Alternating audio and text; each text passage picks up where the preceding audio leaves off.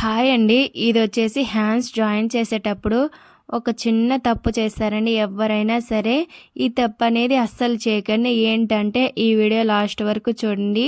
అది అందరికీ యూజ్ అవుతుందనమాట. ఏంటంటే మనము హ్యాండ్స్ అనేవి జాయిన్ చేసేటప్పుడు ఒక్కొక్కరు ఒక్కో విధంగా కుడతారనమాట. ఒకరొచ్చేసి మధ్యలో నుంచి స్టార్ట్ చేస్తారు. ఒకరొచ్చేసి హ్యాండ్స్ మనము అంటే సైడ్ జాయిన్ చేసుకుంటాం కదా, ఆ జాయింట్ దగ్గర నుంచి స్టిచ్ చేస్తారనమాట. ఇక్కడొచ్చేసి నేను జాయింట్ దగ్గర నుంచి స్టిచ్ చేస్తానండి. ఇక్కడ మధ్యలో మనము హ్యాండ్స్కి అనేవి మధ్యలోకి ఒక చిన్న టక్ ఇచ్చుకుంటాం కదా, ఆ టక్ అనేది షోల్డరు మనము జాయిన్ చేసుకుంటాం కదా, ఆ రెండు ఒక దగ్గర పెట్టేసుకొని ఇక్కడ నేను చూపిస్తున్నాను కదా, మనము ఇలా సర్దుకుంటూ హ్యాండ్ అనేది మధ్యలో నుంచి ఎండింగ్ వరకు ఇలా చూసుకుంటూ రావాలన్నమాట. ఇలా చూసుకొని హ్యాండ్ అనేది సైడ్ కట్స్ కోసం మనము కట్స్ వేసుకుంటాం కదా, ఆ రెండు ఒక దగ్గరికి వచ్చేటట్టు ఇలా పెట్టేసుకొని మనము ఇక్కడ ఎండింగ్ ఎక్కడ చేసామో అక్కడ నుంచే స్టార్టింగ్ చేస్తామన్నమాట. స్టిచ్చింగ్ అనేది ఇక్కడ స్టార్టింగ్ చేసాం కదా, ఆ స్టార్టింగ్ దగ్గర నుంచి 2 ఇంచెస్ వరకు మనము లాక్కోవచ్చండి. లాక్కొని హ్యాండ్ అనేది జాయిన్ చేసుకోవచ్చు.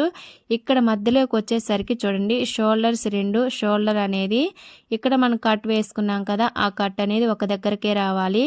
అలా వచ్చి రాలేదని చెప్పేసి మనం లాక్కొని పెట్టామనుకోండి, అక్కడ మనం గోడ దగ్గరకు అంటే షోల్డర్ దగ్గరకు వచ్చేసరికి ఒక బుడిపిలాగా వస్తుందన్నమాట, ఉబ్బెత్తుగా వస్తుంది. అలా ఎందుకు వస్తుందంటే ఇలా లాగటం వల్లే వస్తుందన్నమాట. అలా లాగకూడదండి. మనం ఎక్కడ లాగాలంటే సైడ్ జాయింట్ చేసుకుంటాం చూడండి, ఆ జాయింట్స్ దగ్గరే లాక్కోవాలి.